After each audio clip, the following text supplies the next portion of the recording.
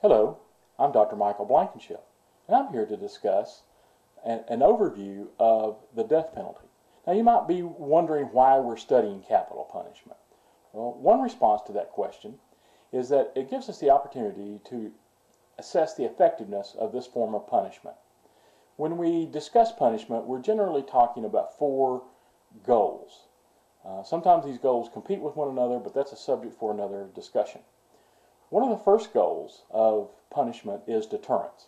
And there are two categories of deterrence. Specific, that is, we punish the offender so he or she will not repeat future offenses. And general, we punish the offender to serve as an example to others in hopes of deterring someone else, from committing an act.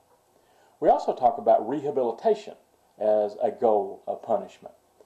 That through whatever means, a treatment or aging out, if you call that rehabilitation, but that the person, through the punishment process, gains some insights, receives treatment, whatever, so that they don't go out and repeat future offenses after they have discharged their sentences. A third goal of punishment is incapacitation. Generally, society wants to put the offender in a place where he or she cannot commit future offenses. The most typical example of that, of course, is prison. A fourth goal is retribution.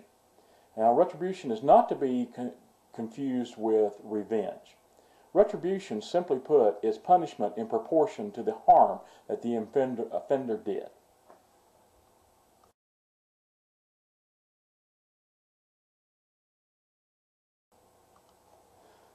Now, let's examine the death penalty in light of each one of these goals of punishment.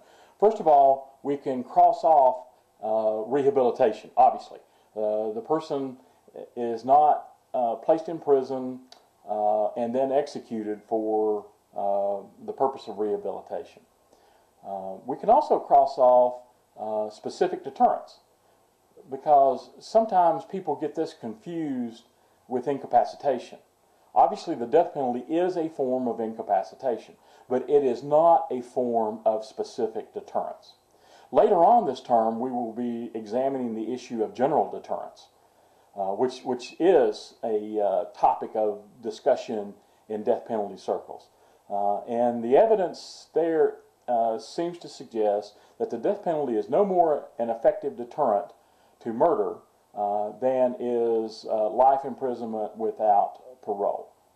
The last goal, retribution, there again, the death penalty raises lots of questions about punishment in proportion to the harm. And this is a fertile ground for us to explore. Is the death penalty justified on the basis of the grounds of retribution?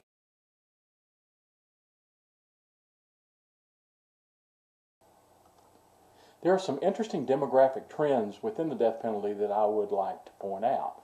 First, for example, we see that since the early 1600s, we've executed somewhere in the neighborhood of about 23,000 people under civil authority. That means states, federal level, but does not include the military.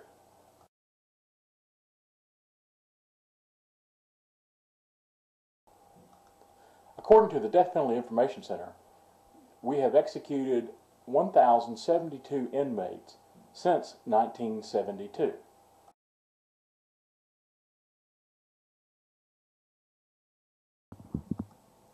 We see from the next slide that the size of death row has grown dramatically starting in the early 1980s and has continued to increase to in the vicinity of about 3,600 convicted individuals on death row at the state and federal level.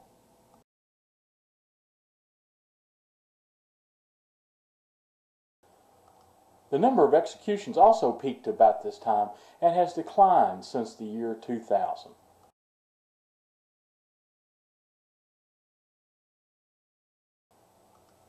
One of the most interesting demographic trends that we see, and this is one of the other reasons we study the death penalty, is that we can learn about society, is that we see that race, particularly the race of the victim, is a huge factor in determining who gets a death sentence and who doesn't. Typically, if the victim is white, there's a greater likelihood of receiving a death sentence. It goes up a little bit if the perpetrator happens to be a person of color.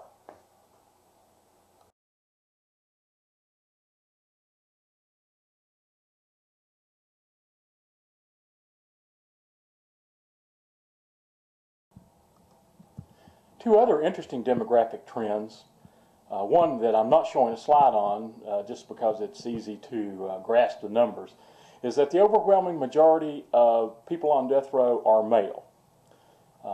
The other interesting trend is the regional variation in death sentences. The next slide shows the violent crime rate, where the South and the West tend to be more violence prone than other regions of the country, but we see that the death penalty is by far more prevalent in the southern states, and with Texas leading the way in executions. Interestingly enough, California has the largest current death row population, but California's pace of executions is far slower than that of many other states.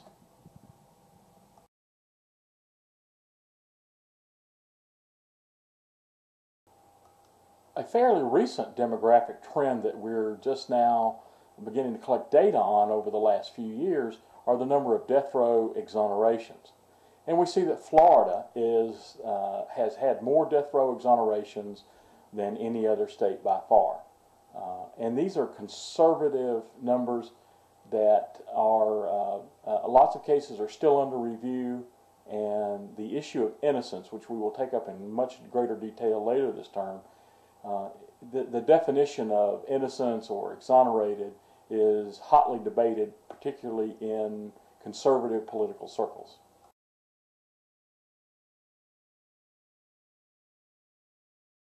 In summary, we study the death penalty for a multitude of reasons. One is to examine the effectiveness of this type of punishment. We also can learn a great deal about ourselves. How do we deal with issues of race, social class, definitions of justice, innocence, and a multitude of other kinds of issues that we need to examine in order to better learn about ourselves. The demographic trends in the death penalty are very interesting also. We see that executions reached a peak in the 80s, and since the year 2000 have tended to slow down. We don't know what's causing that, but we will speculate further on that later this term. We see that race is a significant factor in who gets a death sentence and who doesn't.